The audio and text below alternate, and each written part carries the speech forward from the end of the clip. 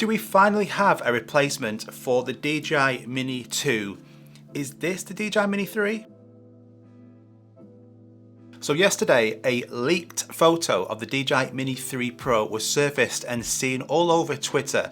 And in today's video, we're going to break down and discuss, is this actually going to be real or is it just a complete load of rubbish?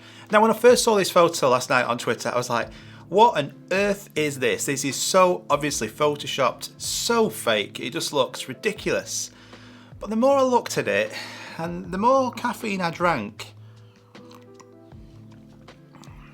I think it's real. So big shout out to Jasper27. I'll link his Twitter site in the description below for providing these photos for me to use. And the reason why I think this is actually real now is that nobody would make a drone look that ugly apart from DJI. Now, most leaks we've seen are based on this model, this form factor, the Mini 2, with either a new camera on it, 15,000 sensors all around it, or a beefed up version of this. But this is a complete whole new redesign, which got me thinking, nobody would really Photoshop that and make it look so bizarre, apart from DJI. So the more I look at it, the more I think elements of this are certainly real. Now, on first glance, when I saw it, I was like, this is a folding drone. It looks like to be all compressed and folded inwards.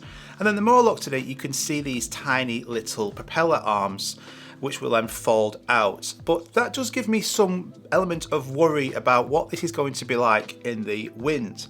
But you can see here that you've got the folding arms, and on the front of it, just like what everybody wanted, you have those two large position sensors on the front. So this will 100% have, based on this photo, some obstacle avoidance sensors, and then in line with that, a active track performance as well. They normally go hand in hand. Now, from the photos here, it's really hard to see if there's any sensors on the back. There possibly could be here, just at the very back of it, but it's really unclear. And the way it folds in, it's really unlikely there'll be any other sensors at the side. There's none on the top, but these front sensors could position to have some kind of protection from above as well. And well done to Jasper, who must have better eyesight than me. But if we just look at the back of the drone, we will see these behind the propellers, what looks like to be two air scoops. Now, these looked identical to the two air scoops that can be found on the back of the Mavic 3. So a design which was on this drone should now be seen on the Mini 3 as well. So again, another thing, would a Photoshopper add them in? I don't think so. This points more to that this probably will be real. Now, the camera, a big talking point of what people wanted on the Mini 3 new version will be a better camera, but you can only get so much better when you want that drone to be small, under 250 grams. So if we just look at the photo here, the obvious most suggested thing was it's going to be the Air 2 camera, but when we look down here, it says an f1.7. Now, the DJI Air 2 was an f2.8, just like the DJI Air 2S.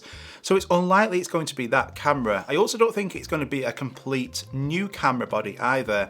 It's looking like that this would be the camera from the DJI Pocket 2, which makes a lot of sense because DJI releasing a Pocket 3 this year, so they can recycle the camera that they already use on the Pocket 2 onto this. Now, the Pocket 2 camera is good. It's going to be better in low light. Having a lower f-stop version of 1.7 means it is a direct competitor to that Nano Plus, which was better in low light than the Mini 2. This should also mean a 48 megapixel camera on here from that Pocket 2. So overall, a better camera experience based on that. There's also quite a large gap as well just above that camera, you'll see. So this should hopefully get rid of that annoying gimbal limited movement when it's in sports mode. This should hopefully help that a lot. So overall, the design, when I first looked at it, and I'm sure you'll see that and be like, what on earth is that? You know, it does grow on you. But there are a few things though that are a bit suspicious. The word pro has been a term used for a while now in loads of different tech products, namely in Apple products for professional use that pros need to get the best possible quality out of their equipment.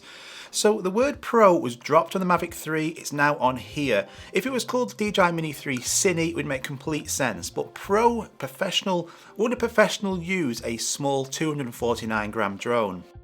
Now, I know firsthand you can make fantastic money from this. It takes brilliant photos and videos, but it's not a professional tool.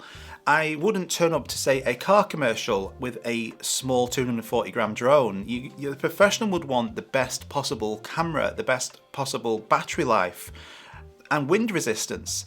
So the word pro is a bizarre choice, and that was an initial alarm bell for sure. And then there's the controller. So from first glance, it looks cool, doesn't it? That looks amazing. So it's basically this with a screen built in. So the DJI logo can't be seen. These buttons have just been pushed up. And then the bottom of it, where you have the controller sticks and you've got the charging port. On the photo here, we can see there's a flap there, that's where the controller sticks will go, and then the charging port next to it. I can't see that screen being the same as this guy, the RC Pro with 1000 nits brightness.